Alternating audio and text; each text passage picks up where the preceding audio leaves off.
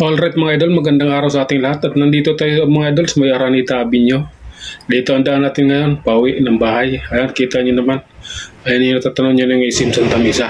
Okay, ang luwag ng kalsada rito pag ganitong oras. Ayan, ilan lang kami motorista na nasa kalsada.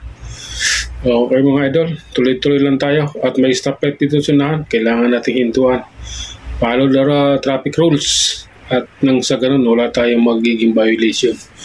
At saka nga pala, mayroon din ditong NCAP itong lugar na ito. Hawak din to ng MMDA.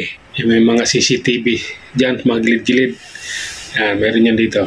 Waiting tayo sa stoplight mga idol. Okay mga idol, let's go. Abanti na tayo. Ito na. Takbong pugi lang tayo mga idol at alam mo naman, malubak-lubak na rito itong lugar na ito. Dati hindi naman. Nasira yung korsada mula na tinayo yung expressway niya na si Babaw. Ayan. Tuloy lang. Kailangan maging maingat. Stoplight dito. May stoplight dito sunahan eh. Ayan. Makikita natin yung stoplight. Okay. Diretso. Naka-green ang stoplight.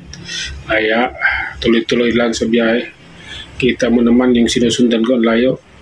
Yung nasa likod ko, malayo rin. Kaya, ilan lang kami sa mga oras na ito, dito sa daang ito.